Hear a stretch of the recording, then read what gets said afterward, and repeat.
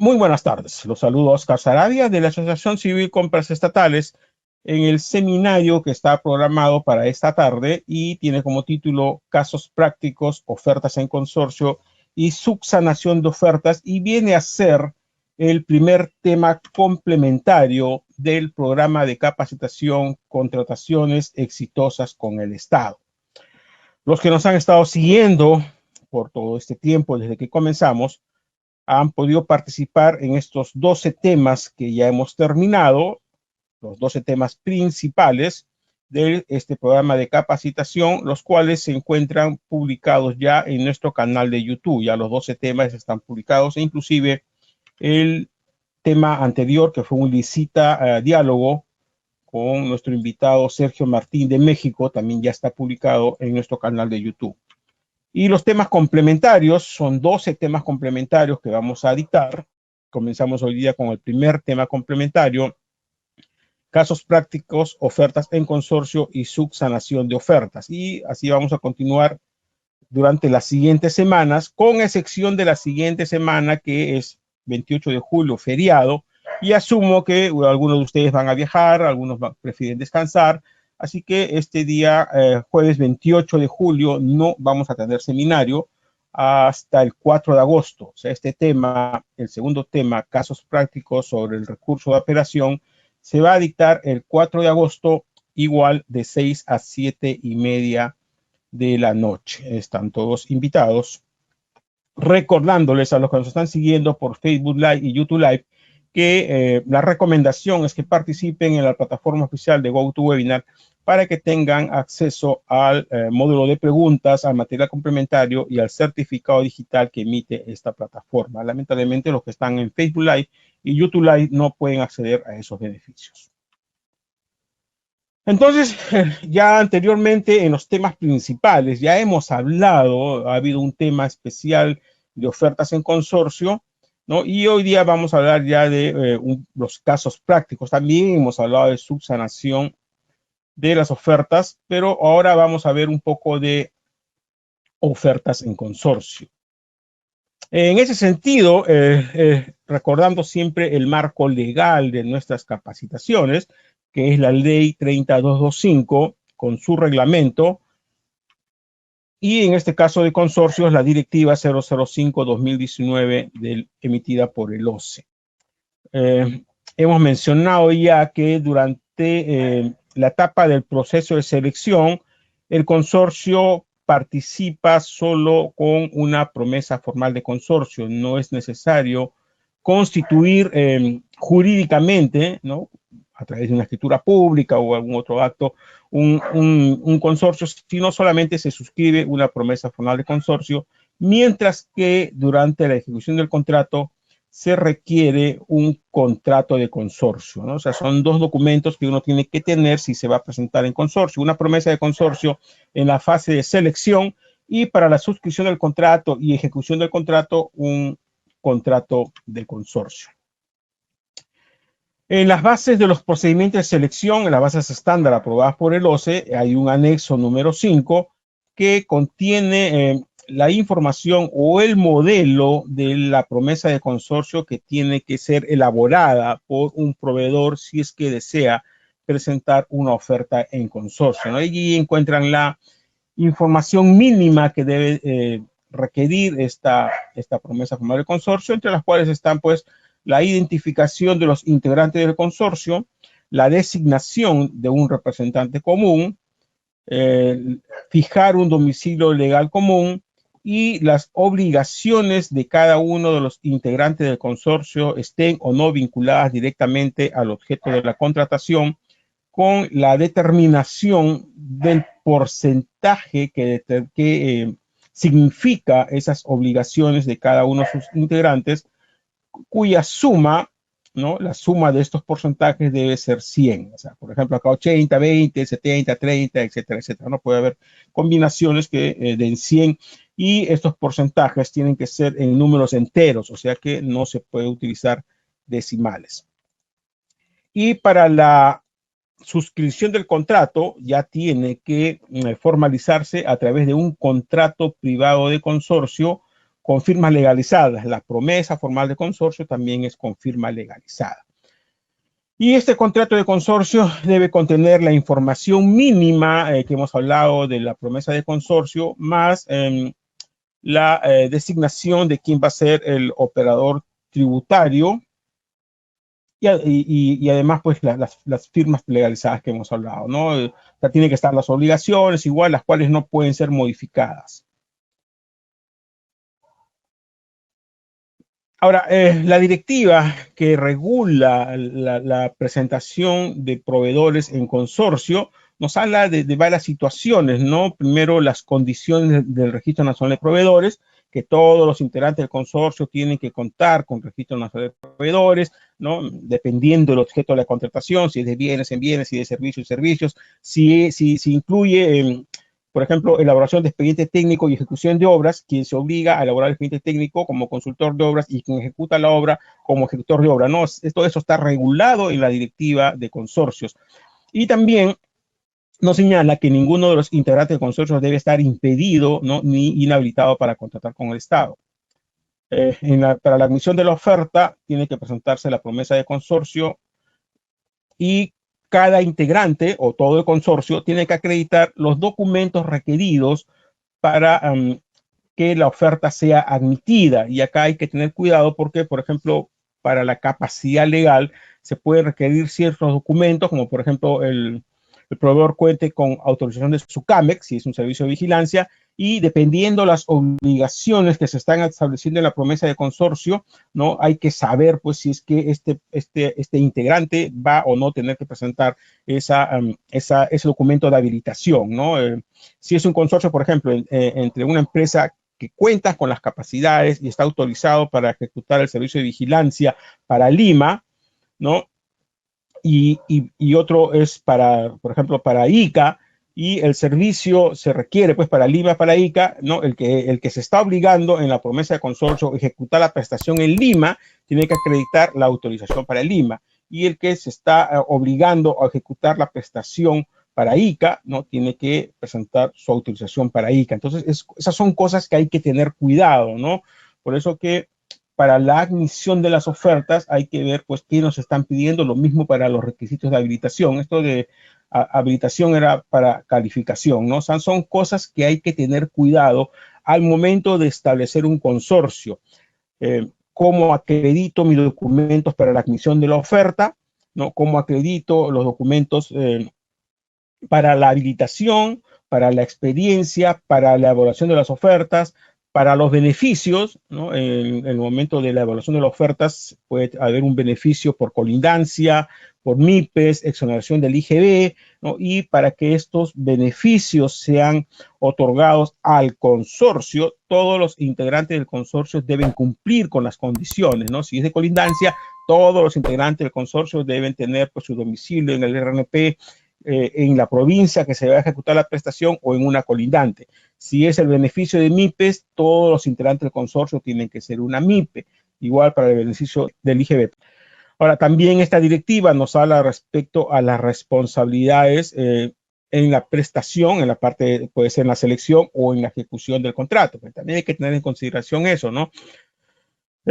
Por ejemplo, si en la presentación de las ofertas un integrante está aportando los documentos de experiencia de su empresa, ¿no? La recomendación es que en la promesa de consorcio se establezca que ese integrante del consorcio se hace responsable por la veracidad de esos documentos, de tal manera que si hubiera información inexacta o falsa en algún documento, ¿no? Se pueda individualizar las responsabilidades, que eso lo hablamos en el seminario procedimiento sancionador, ¿no? O sea, son cosas que hay que también tener en cuenta al momento de establecer un consorcio. Otra cosa que también hay que tener en cuenta si se va a establecer un consorcio es cómo vamos a dividir los resultados del negocio, ¿no? La utilidad o la pérdida, ¿no?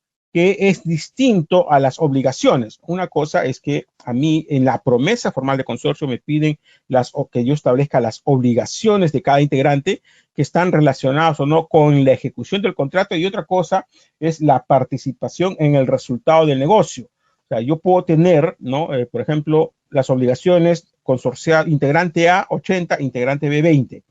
Eso es respecto a las obligaciones. Y respecto a los resultados, puede ser al revés, ¿no? Integrante A 20, integrante B 80. ¿No? Son cosas diferentes, por si acaso. Una cosa es obligaciones y otra cosa es participación en los resultados del negocio. Otra cosa que hay que tener en cuenta son los temas tributarios, ¿no? Cómo va a tributar el consorcio, si es contabilidad independiente o si alguno de los integrantes es el que va a asumir, pues, la parte tributaria del consorcio. Y aparte hay que ver, pues, el tema financiero, ¿no? Porque, por ejemplo, sabemos que para la suscripción del contrato nos piden una garantía de fiel cumplimiento. Y si están pensando en presentar, pues, una carta fianza o una póliza de caución, hay entidades financieras, ¿no?, que al momento de hacer la evaluación para emitir esta carta fianza, ¿no?, requieren que todos los integrantes del consorcio estén bien evaluados, pues, en el sistema financiero. Y si algún integrante del consorcio no estuviera bien en el sistema financiero, la entidad financiera esta podría denegar la fianza, ¿no? Entonces son aspectos que hay que evaluar, ¿no? Si es que al formar yo un consorcio con otra empresa, ¿no?, si es que voy a poder, ¿no?, con esa otra empresa tramitar una carta fianza, ¿no? O de repente esa otra empresa con la que yo estoy pensando consorciarme tiene un problema en el sistema financiero. Y cuando vayamos a tramitar la fianza, de repente, pues, nos van a denegar la fianza. Y si no logramos obtener la fianza, eso puede determinar que no se suscriba el contrato, ¿no? Entonces, todos estos temas, es bien claro que es a tener en cuenta. Muchos de ellos están en la directiva de consorcios y otros ya son, pues, cosas que uno tiene que saber en función a la experiencia, ¿no? El tema de resultados, el tema de la tributación y el tema de las financiero, ¿no? Para poder estar seguro de que vamos a obtener, pues, la carta fianza. Entonces habíamos dicho que en la promesa de consorcio tiene que estar la identificación de sus integrantes, la designación del representante común, un domicilio común, las obligaciones de cada uno de sus integrantes y el porcentaje de participación de estas obligaciones, el porcentaje de cada una de esas obligaciones, ¿no? Esta teoría ya la hemos hablado en otro seminario, por eso que estoy yendo bastante rápido. En el contrato de consorcio debe contener la información mínima de la promesa de consorcio. Se identifica al integrante del consorcio que va a emitir la factura, salvo que se lleve contabilidad dependiente. Se puede, o sea que no es obligatorio, consignar la información sobre la administración interna, sistema de participación de los resultados, o lo que decía yo, pues, la distribución de las pérdidas o las ganancias. Y también, como al igual que la promesa de consorcio, debe tener firma legalizada de sus integrantes. O sea, el contrato de consorcio no es lo mismo que la promesa de consorcio. Yo no puedo presentar para la suscripción del contrato la promesa de consorcio. No, es un documento diferente. Tiene la misma información de la promesa de consorcio, pero adicionalmente debe identificar al integrante del consorcio que va a emitir la factura y puede contener otra información adicional. O sea, es un documento diferente. Para la calificación de las ofertas hay que tener en cuenta los requisitos de habilitación que nos piden, que tienen que ser cumplidos por la parte que se está obligando a ejecutar la prestación, y también los documentos para la experiencia del consorcio, porque la directiva señala que solo se considera válida la experiencia del integrante del consorcio que se está obligando a ejecutar la prestación, ¿no? Esto se hace con el fin de evitar el préstamo de experiencia, ¿no? Que yo me consorcio con otra empresa solamente para que me dé su experiencia, ¿no? Entonces, la norma señala, la directiva de consorcio, que para que la experiencia de un integrante sea válida, tiene que obligarse a ejecutar la prestación, ¿no? Y también las entidades públicas tienen la facultad de establecer en las bases del procedimiento de selección un número máximo de consorciados, un porcentaje mínimo de cada integrante del consorcio y un porcentaje mínimo del integrante del consorcio que está aportando el mayor porcentaje de experiencia, ¿no? Eso, repito, es una facultad, o sea, eso no va a estar en todas las bases. La entidad pública que considere conveniente lo va a consignar en sus bases, por eso que hay que revisar el capítulo 3 de la sesión específica si se ha establecido estas condiciones, ¿no? Respecto a la habilitación, sí que es una actividad regulada, intervención laboral, la experiencia del consorcio, que ya les hemos mencionado, ¿no? Para que sea válida la experiencia. Por ejemplo, no se toma en cuenta la experiencia del integrante del consorcio que se está obligando a temas administrativos como facturación, financiamiento, aporte de cartafianzas o pólizas de caución, porque estas son actividades que no están vinculadas directamente al objeto de la contratación. Para el caso de bienes, ¿no? Es fabricación o comercialización, por ejemplo, ¿no? Para el caso de servicios, ejecución del servicio. Para el caso de obras, ejecución de la obra. Es lo que se debe de poner en una promesa del consorcio, ¿no? Para la evaluación de las ofertas, los factores que se pueden utilizar, además del precio, son sostenibilidad ambiental, protección social y desarrollo humano, integridad de la contratación pública y sistema de la gestión de la calidad, ¿no?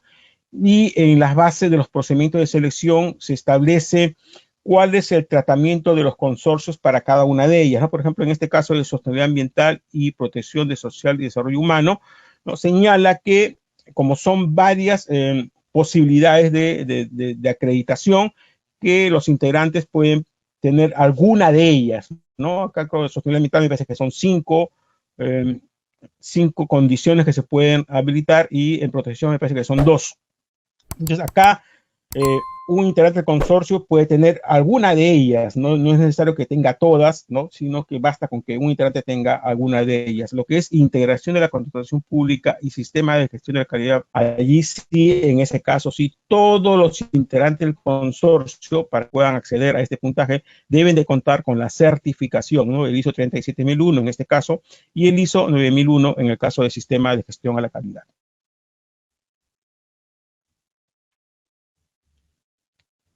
Los beneficios ya lo hemos mencionado, ¿no? De MIPES, de colindancia, todos los integrantes del consorcio deben de cumplir con el requisito, ¿no? Ser MIPE, tener colindancia, tener la exoneración del IGB, para que se pueda acceder, para que el consorcio en sí, todo el consorcio acceda a ese beneficio. Todos los integrantes deben acreditar la condición, ¿no? Por ejemplo, acá hay un caso, una contratación de la venta e instalación a nivel nacional de equipo de comunicación satelital. Se van a consorciar 4 empresas. Uno, el fabricante extranjero, otro que se dedica al servicio de almacén y transporte, el otro se dedica al comercio, a la instalación y un financista, ¿no? Son 4 empresas que se están consorciando para poder cumplir con esta prestación. El primero, en la promesa de consorcio, se obliga a la fabricación de los bienes objeto de la convocatoria. El segundo, se obliga al servicio de almacén y transporte. El tercero, se está obligando a comercializar e instalar los bienes objeto de la convocatoria. Y el financista a financiar las operaciones del contrato. Entonces, la fabricación de los objetos, como es extranjero, no viene a ser una actividad regulada porque se fabrican en el extranjero, o sea, no hay regulación en el Perú que deba de cumplir. El servicio de almacén y transportes puede estar regulado por el Ministerio de Transportes y Comunicaciones, o sea, puede hacer que en las bases se solicite a este integrante que acredite contar con autorización, de repente, buenas prácticas de transporte, ¿no? O alguna autorización del Ministerio de Transportes, ¿no? La comercialización e instalación puede hacer que el Ministerio de Transportes y Comunicaciones solicite alguna autorización para comercializar estos bienes, ¿no? De comunicación satelital. Entonces, acá sí va a tener que obligarse a contar con esta autorización el integrante del consorcio que se está obligando a ello. Si se dan cuenta, o sea, a él no le van a pedir esta autorización porque no se está obligando a comercializar, sino a fabricar. El que está haciendo almacén y transporte tampoco le van a solicitar esta autorización porque él no está comercializando, sino solamente transportando. Y al financista tampoco, ¿no? Él no está ni comercializando ni fabricando, por lo que no deberá acreditar el requisito de habilitación como actividad regulada. Ahora, respecto a la experiencia, como él va a fabricar, si él aporta experiencia, su experiencia sí va a ser validada. El que está haciendo el transporte, como es un servicio que no es el objeto en sí de la contratación, que es venta, ¿no? Tampoco su experiencia va a ser validada. En el caso de bienes, solamente se valida la experiencia del fabricante y del comercializador. Entonces, en este caso, solamente se valida la experiencia de ellos dos. Entonces, si B está aportando experiencia, su experiencia no va a ser validada. Igual, si D está aportando experiencia, su experiencia tampoco va a ser validada. Ok, entonces, respecto a la evaluación, el no es MIPE, B es MIPE, C no es MIPE y D no es MIPE. Entonces, habíamos dicho que para obtener los beneficios de MIPE, todos tienen que ser MIPE. Entonces, en este caso, el consorcio no va a acceder al beneficio de las MIPES. Colindancia tampoco, porque solamente uno tiene domicilio con colindancia, los demás no tienen domicilio con colindancia, este es extranjero. Por lo tanto, tampoco van a acceder al beneficio de colindancia. Exoneración del IGB no tienen ninguno. Y las obligaciones, ellos los están asumiendo de esta manera: 10% A, 10% B, C 70% y D 10%, total 100%. Y la participación en los resultados del negocio, o sea, utilidad o pérdida, 10, 5, 80 y 5, ¿se dan cuenta? O sea, pueden ser diferentes. Los porcentajes de las obligaciones no necesariamente tienen que ser iguales a los porcentajes de participación en el negocio que se consignan en el contrato de consorcio respecto a las utilidades o pérdidas, ¿no? ¿Se dan cuenta? Esto es diferente. Y esto de acá es libre, no hay norma que obligue a establecer los porcentajes de participación de alguna manera. Sin embargo, habíamos dicho que los porcentajes de obligación sí podrían estar regulados en las bases, ¿no? Las bases pueden decir un número máximo de consorciados. Por ejemplo, si la base dicen en este proceso se van a permitir máximo 2 integrantes del consorcio, esto no puede funcionar porque hay 4, tendrían que haber 2. Si la base dicen cada integrante del consorcio tiene que tener mínimo 20%, esto tampoco no cumpliría porque él tiene 10, 10, 10 y las bases dicen que el tiene que tener mínimo 50, entonces el único que cumple es este, tiene 70. Entonces este se supone que es el que está aportando la mayor experiencia. Si A, B o C, D estuvieran aportando mayor experiencia, no, en este caso solamente era A, me parece que estaba válido, ¿no? No estaría bien conformado porque las bases señalan que el integrante del consorcio que aporta la mayor experiencia tiene que tener mínimo 50% de obligaciones en el consorcio. ¿Ok? Otro servicio, por ejemplo, otro ejemplo, servicio de vigilancia privada a nivel nacional para el ítem 2 en Arequipa. Entonces, 4 integrantes. A se dedica al servicio de vigilancia a nivel nacional, tiene autorización para todos los departamentos del Perú. B, servicio de vigilancia solo en Lima. C, servicio de vigilancia solo en Arequipa. Y D, servicio de vigilancia solo en Tacna. Entonces, ¿qué pasa si estos integrantes ponen ejecución del servicio, acá en este caso, ¿no? Y estos se presentan al ítem 2 Arequipa. Él tiene su CAMEN y RENEIL, su experiencia sí sería validada. Él no tiene autorización para Arequipa. Entonces, este consorcio está mal conformado porque él no podría prestar el servicio en Arequipa. Entonces, en la promesa de consorcio debería poner ejecución del servicio en Lima, pero no en Arequipa. Y como él no va a ejecutar la prestación en Arequipa, cuando se evalúe la experiencia de este integrante, tampoco tiene que ser validada porque no se está obligando a ejecutar en Arequipa, que es este ítem. Igual acá, ¿no? Este sí tiene autorización en Arequipa, entonces sí tiene su CAMEN y RENEIL para Arequipa y su experiencia sí sería validada.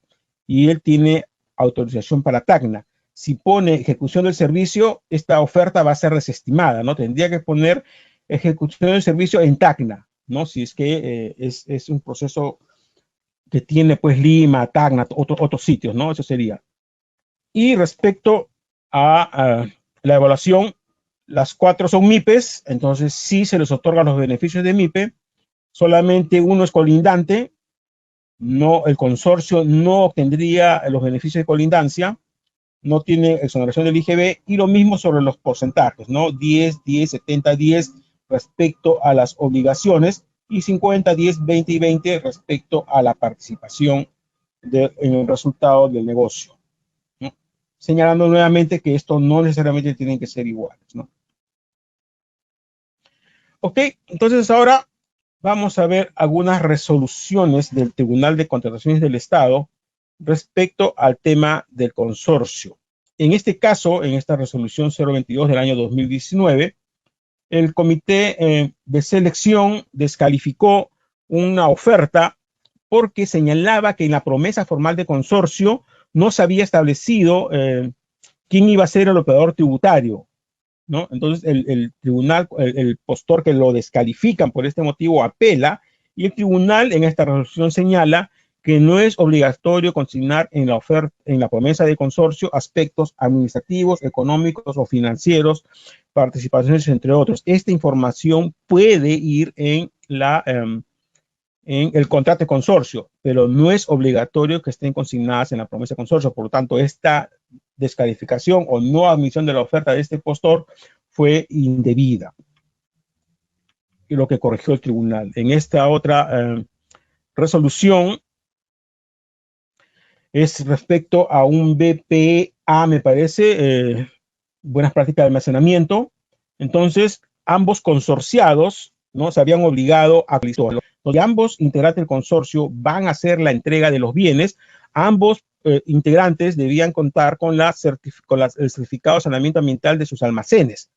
Solamente uno de ellos tenía, ¿no? Los dos en la promesa de consorcio habían dicho venta de los bienes, ¿no? O entrega de los bienes, ¿no? Entonces, si ambos van a hacer la venta, ambos deben contar con almacén, si no, ¿cómo van a vender si no tienen almacén, ¿no? Y este almacén tenía que tener el certificado de saneamiento ambiental. Por eso que el tribunal dispuso la no admisión de la oferta del consorcio porque uno de los integrantes no contaba con este certificado de saneamiento ambiental. Por eso les decía, al momento de establecer un consorcio tenemos que ver bien las obligaciones que van a asumir cada integrante respecto, ¿no?, a los documentos para la admisión de la oferta, los documentos para la calificación de la oferta, los documentos para la evaluación de la oferta. Si no, nuestra oferta puede hacer que no acceda a la buena pro, ¿no? En este otro caso, se trata de una contradicción en la promesa de consorcio. Por ejemplo, acá dice, acá tenía que poner, designamos al señor, al representante común, que quien lo están autorizando, ¿no?, para representar al consorcio y suscribir el contrato, acá debería ser con la entidad. O sea, eso es lo que señala la promesa de consorcio. Acá tiene que ponerse con la entidad, ¿no? O sea, en este caso, con EMAPA. Y ellos pusieron consorcio Jaya. O sea, ellos se pusieron a ellos mismos. Me estoy obligando, estoy autorizando para que firme el contrato con ellos mismos, ¿no? Entonces, eso está mal, ¿no? Y aparte, era la contratación de un servicio y pusieron que se estaban obligando a ejecución de la obra. El requisito de colindancia se sustenta con la dirección en el del RNP del integrante del consorcio. En este caso, la promesa formal de consorcio que se estaba presentando, uno de ellos es facturación, experiencia del postor, y el otro es experiencia del postor. Entonces, ninguno de ellos se está obligando a ejecutar el objeto del contrato.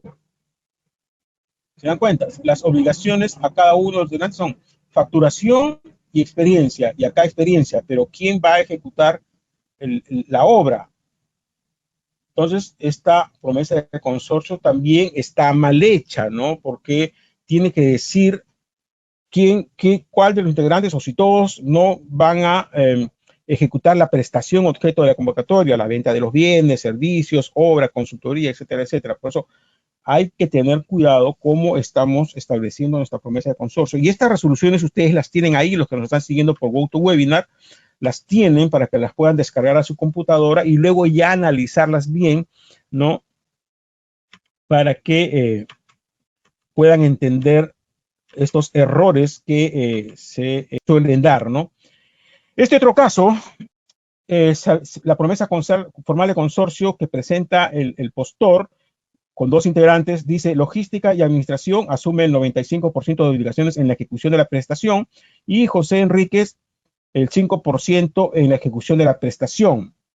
Pero solamente uno de ellos estaba aportando la experiencia. Entonces, el comité de selección dijo erradamente, como acá él tiene 95% y el 5%, y José Enríquez no está aportando experiencia, ¿no? Se descalifica, porque a criterio del comité, si él aporta, si él asume 5% de obligaciones, también tenía que presentar experiencia por lo menos por el 5%, eso es lo que dijo el comité, por motivo que lo descalificaron, y el tribunal corrigió y dijo de que no, porque la experiencia del consorcio es la suma de la experiencia válida de sus integrantes. Por lo tanto, si logística y administración está presentando el 100% de la experiencia, ¿no? José Enrique presenta 0, la experiencia del consorcio va a ser la suma, o sea, 100 más 0 sigue siendo 100, ¿no? Logística pone 1.000.000, por ejemplo. José Enrique 0, la experiencia del consorcio es 1.000.000, ¿no? O sea, no se le puede exigir a un integrante del consorcio que aporte experiencia por más que se esté obligando a ejecutar la prestación. Eso es lo que señaló el tribunal en esa resolución. En este otro caso, se presentó un contrato que se había ejecutado en consorcio, pero el contrato de consorcio que presentan, que se solicita cuando uno presenta un contrato que ha sido ejecutado en consorcio, hay que adjuntar el contrato de consorcio o la promesa de consorcio. En este caso, adjuntaron el contrato de consorcio, pero este contrato de consorcio, respecto a las obligaciones, señala, se obliga a aportar al negocio la suma ascendente a, y acá igual, se obliga a aportar al negocio la suma ascendente a. Entonces, este es un aporte dinerario. Están haciendo un aporte se están obligando a hacer un aporte dinerario, pero la promesa de consorcio o el contrato de consorcio no señala, ¿no?, el porcentaje de obligaciones en la ejecución de la prestación, ¿no?, de la obra en este caso. Entonces, en este caso, el tribunal señaló que este contrato que se estaba presentando no es válido porque no existe información para establecer los porcentajes de obligaciones que ha asumido cada integrante del consorcio. En este caso, igual, se presenta un contrato que se ha ejecutado en consorcio, se adjunta el contrato de consorcio, pero este contrato de consorcio que se adjuntó no tiene firmas legalizadas y la directiva señala que los contratos de consorcio deben llevar firma legalizada. Entonces, como este contrato no cumple con tener firmas legalizadas, ese contrato que se presentó para acreditar la experiencia tampoco fue validado. Ok, con eso terminamos el tema de casos. Anteriormente se descalificaban o no se admitían ofertas por varios motivos, ¿no? Que errores ortográficos, mala numeración, ¿no? O sea, todo eso ha ido cambiando, ya se ha flexibilizado más la normativa, ¿no? Y también ahora se permite subsanar, ¿no?, omisiones u errores en los documentos de la oferta, siempre y cuando no sean errores u omisiones de tipo material y que no alteren el contenido de la oferta. Para ello, se otorga un plazo mínimo de un día, ¿no?, para que el postor subsane sus ofertas, ¿no? O sea, hay situaciones que se pueden subsanar. Entre ellas están la omisión de determinada información en formatos y declaraciones juradas distintas al plazo. Por ejemplo, presento el anexo número 1 y me equivoqué en el RUC de mi empresa, eso es subsanable, por ese motivo no pueden descalificarlo, tiene que dar plazo para subsanar. La nomenclatura del procedimiento de selección, por ejemplo, es concurso público número 10 y yo puse adjudicación simplificada número 10, es subsanable. La falta de firma o foliatura en los documentos de la oferta, menos en el que contiene el precio. La legalización notarial, la promesa de consorcio hemos dicho que tiene que ir con firmas legalizadas. Si yo no la tengo legalizada, presento mi promesa formal de consorcio, pero faltan la legalización de las firmas, se puede subsanar, ¿no? El comité de selección o el órgano encargado de las contrataciones tiene que darme el plazo para subsanar y presentar la promesa formal de consorcio con firmas legalizadas. La traducción, ¿no? Sabemos pues de que los documentos que provienen del extranjero tienen que ir con traducción certificada o juramentada, pero si yo no la tuviera a la mano, puedo presentar mi documento en idioma extranjero y me tienen que dar plazo, ¿no?, igual para subsanar la falta de la traducción. Las referidas a fechas o denominaciones de documentos emitidos por entidades públicas, por ejemplo, un certificado de Digesa que está mal numerado, en lugar de 100 dice 101, ¿no? Entonces también eso es subsanable, ¿no?, si es un documento emitido por entidad pública. Las divergencias de la información, o sea, si hay documentos que tienen informaciones diferentes, ¿no? También se puede subsanar siempre que haya información en la oferta o información pública que acredite, ¿no? Que dé fe de que esa divergencia en la información de mi oferta no se trata de un error de tipeo, ¿no? Por ejemplo, la dirección, ¿no? Yo pongo en un lado una dirección y en otro lado de mi oferta pongo otra dirección, ¿no? Pero sin embargo mi licencia de funcionamiento y mi RU y mi RNP tiene la dirección correcta, ¿no? De repente acá puse 189 y era 187, ¿no? Pero mi RU, mi RNP, todos dicen 189, que es el correcto, ¿no? Entonces hay divergencia, 189, 187, pero sabemos que lo correcto es 189 porque mi RU, mi RNP, mi licencia, todos dicen que es 189, ¿no? Entonces, eso también es subsanable, ¿no? O sea, son situaciones que por las cuales no deberían descalificar o no admitir nuestras ofertas, ¿no? Que son entendibles que se tratan de errores de tipo material, ¿no? Aparte no va a alterar el hecho que yo en un documento ponga 187 en lugar de 189, eso no altera mi oferta, pues porque la realidad, la verdad material es que mi dirección es 189, ¿no? Sino que tipié mal y puse 187. Errores o omisiones en los documentos emitidos por entidad pública, o sea, DIGESA, SUCAME, un título profesional, si hay un error o omisión en esos documentos también es subsanable, o si no lo presento, ¿no? Si de repente no presento mi certificado de DIGESA, si no presento SUCAMEC, ¿no? También puede ser subsanado, ¿no? Pero son solamente documentos emitidos por entidades públicas que acrediten que el postor está en un registro o forma parte de... Y el OCE en el año 2012 emitió este comunicado con algunos ejemplos, ¿no? De los documentos, de este tipo de documentos que pueden ser subsanados, ¿no? En función a los puntos estos que hemos visto acá, el G y el H, ¿no? Los errores o omisiones en documentos emitidos por entidad pública o la no presentación de documentos emitidos por una entidad pública, ¿no?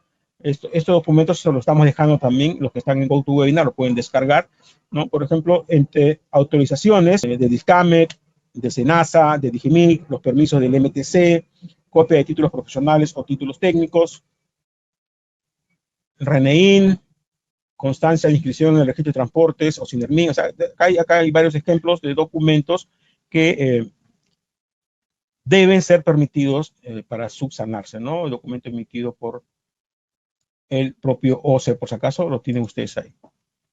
Ok, entonces ahora vamos a ver ejemplos de resoluciones emitidas por el tribunal. A ver, este es un caso, la resolución 2910 del año 2019 de la sala 4, en que se presentó las firmas escaneadas del representante legal en una subasta inversa electrónica. No, y como habíamos señalado, una de las cosas que se puede subsanar es la falta de firma, ¿no? Pero se señala que la falta de firma en la oferta económica sí no se puede subsanar. Pero como en este caso es una subasta inversa electrónica, no se presenta el anexo del precio, ¿no? En una subasta inversa electrónica, los precios se ingresan directamente en el formulario electrónico del SEACE. Entonces el tribunal señaló, oye, tú no lo puedes descalificar por la falta de firma en los documentos de la oferta, ¿no? Porque eso señala el artículo 60 que es subsanable. Y como en este caso no se presenta oferta económica, ¿no? Por más que esa oferta económica haya tenido una firma pegada, ¿no? Escaneada y pegada, lo cual no está permitido, ¿no? No es trascendente, ¿no? O sea, no interesa que ese documento que han presentado en su oferta con firma escaneada en el precio no trasciende porque no hay obligación de que se presente pues el anexo del precio, ¿no? Ahora, con eso no quiere decir de que ahora peguen firmas en sus ofertas, ¿no? Eso no es la idea, sino yo les indico qué es lo que puede suceder en el caso extremo, ¿no? En un extremo que de repente a ustedes lo descalifican porque pegaron una firma, ¿no? Si es anexos distintos al precio, es subsanable. Si pegan la firma en el precio, en el anexo 6 del precio, eso sí no es subsanable. En este caso, en el contenido del numeral 4 del anexo número 2, ¿no? Se hizo referencia o faltó poner esto acá, TUO, texto único ordenado, que es lo que señala el anexo, ¿no? El anexo de que están en las bases del procedimiento de selección, el formato de anexo señala, ¿no? Texto TUO, que es texto único ordenado de la ley. Entonces, el postor olvidó TUO, no puso esto, y por este motivo no admitieron su oferta. Entonces, el tribunal dijo, oye, pero eso es totalmente subsanable, ¿no? Se entiende que es un error a un postor se le había solicitado que subsane sus documentos que tenían problemas, se subsanó, ¿no?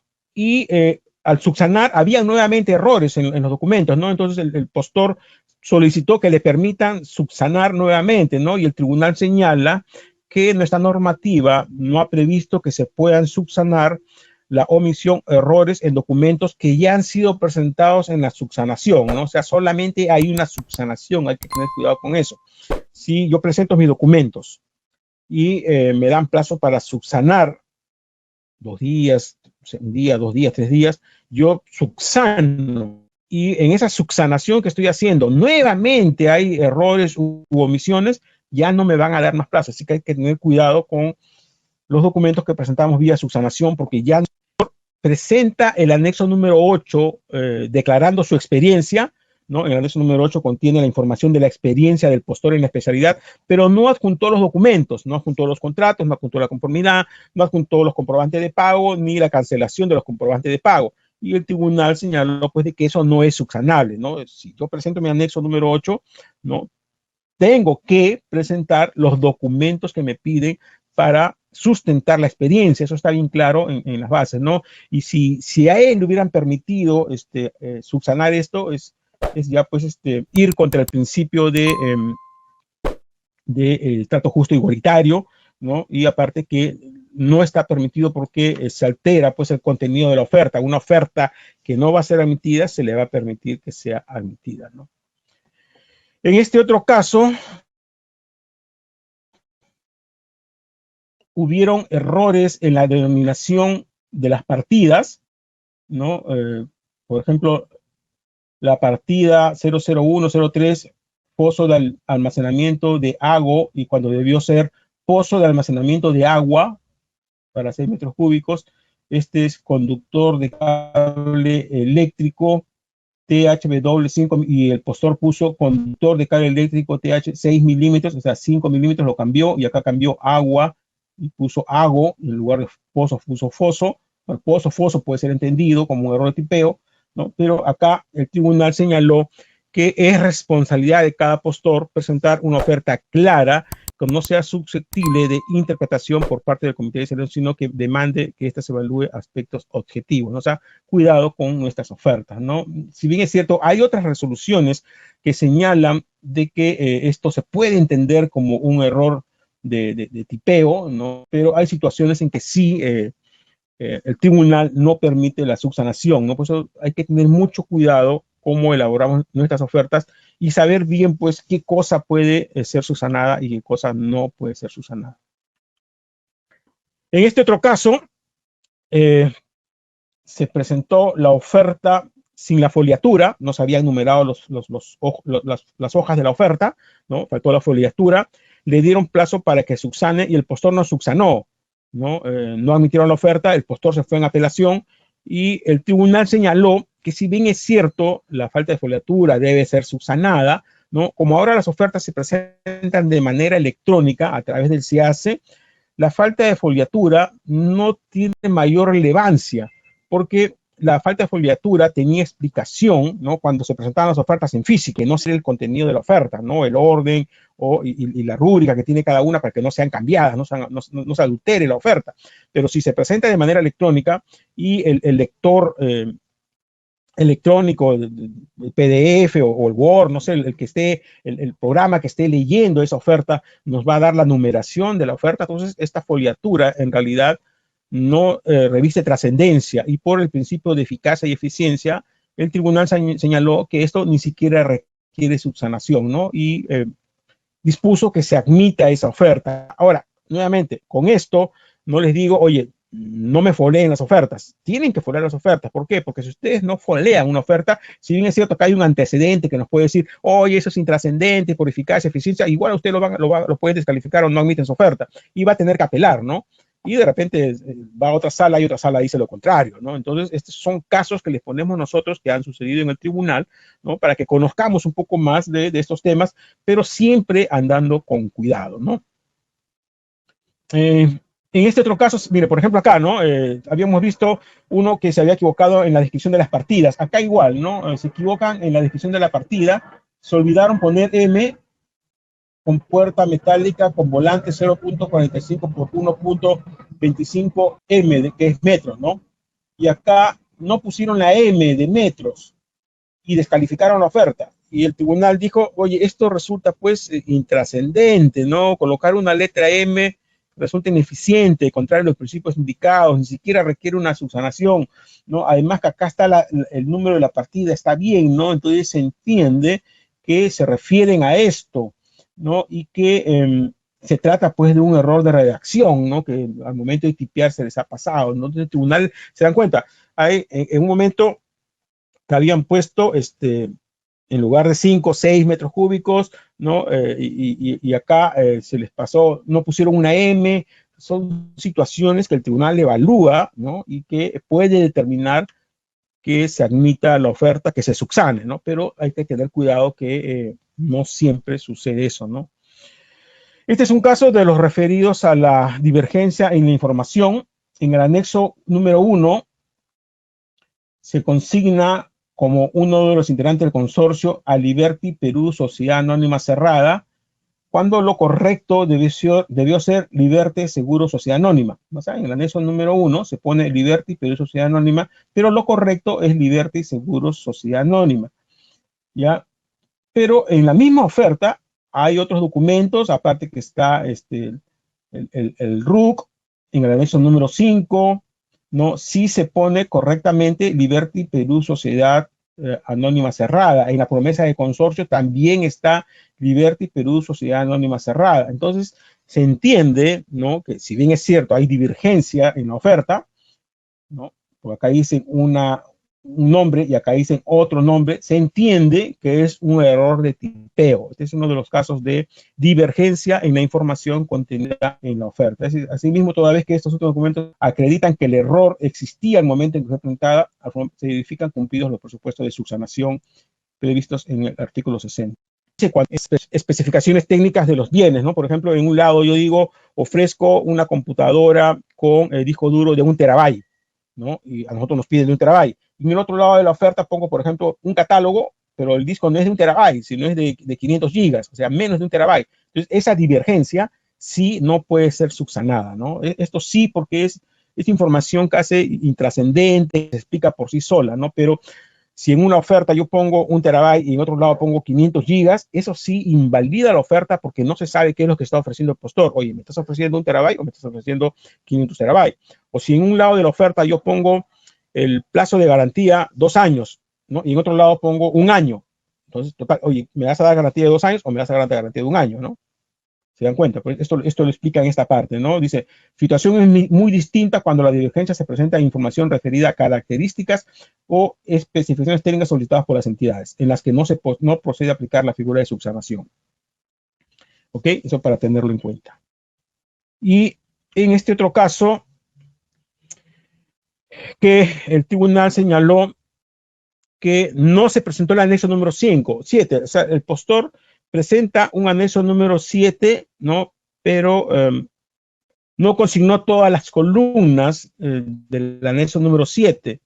Y acá ponemos qué pasó porque en nuestro criterio, en esta resolución, no se hizo caso al principio de informalismo, ni al carácter de los formularios, ni a otros procedentes, ¿no? Porque este es el anexo número 7 de las bases, y este es el anexo número 7 presentado por el postor, y aparte le puso 8, bueno, eso no interesa, ese 7, 8, le puso 8 por error, ¿no? Estas columnas, ¿no? Objeto, número de contrato, etcétera, etcétera. Y el postor puso cliente, si está objeto del contrato, si está número de comprobante, si está fecha del contrato, si está monto, no puso fecha de conformidad, no puso experiencia proveniente de, puso moneda, puso importe. O sea, hay dos temas que no puso, ¿no? La fecha de conformidad del servicio, de ser el caso y la experiencia. Pero hay notas que dicen que únicamente se presenta cuando es antes de los 8 años. Y esto no es antes de los 8 años. Entonces no había obligación de poner información ahí. Y experiencia proveniente de, también solo se presenta si el titular de la experiencia no es del postor, y no es el caso tampoco, ¿no? Entonces, las columnas que no colocó el postor en este anexo eran irrelevantes, ¿no? Entonces, no entendemos por qué el tribunal acá no permitió subsanar, ¿no? Eso es algo que no entendemos, ¿no? Acá la eficacia, por tanto, no se ha utilizado el formato estable. Acá dice igual, no se utilizó el anexo número 2.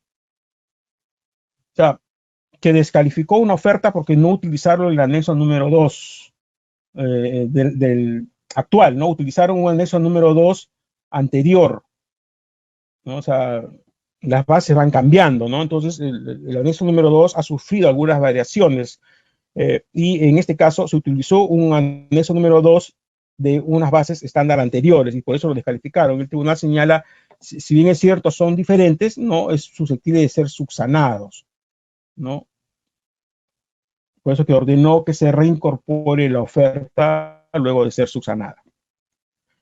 En pantalla, el certificado digital que van a recibir los que nos están siguiendo por GoToWebinar, los certificados que emitimos nosotros, que son opcionales, facultativos. Mañana les llega la información a los que nos siguen por GoToWebinar cómo acceder a estos certificados. La información del servicio Licita Fácil, que es el servicio que les damos a nuestros clientes, ¿no? Los que contratan este servicio tienen una gama de servicios que están en esta web, ¿no? La información de compras estatales, Licita Fácil. Acá publicamos la información de los webinars, mi correo, el correo de denuncias, mi teléfono con WhatsApp y nuestras redes sociales para los que deseen contactarse con nosotros. Le damos las gracias a los que nos han estado siguiendo por Facebook y YouTube Live. Con ellos cerramos aquí la transmisión. Nos quedamos con los que están en GoToWebinar para la sesión de preguntas. La sesión de preguntas solamente está habilitada para los que nos siguen por GoToWebinar. Facebook y YouTube Live no tienen acceso a las preguntas. Le damos las gracias a los que nos han seguido por esa plataforma, invitándolos a que se registren en esta plataforma oficial, ¿no? Muy bien, amigos, se nos acabó el tiempo, son 7:30 de la noche. Les agradezco mucho su participación. Los que no han podido hacer preguntas me las pueden enviar en correo. En la pantalla está mi correo o al WhatsApp. También está mi teléfono con WhatsApp. Nos vemos el 4 de agosto. La próxima semana no hay seminario porque es 28 de julio. El 4 de agosto dictamos casos prácticos al recurso de apelación. Que tengan un buen fin de semana y que pasen unas felices fiestas patrias.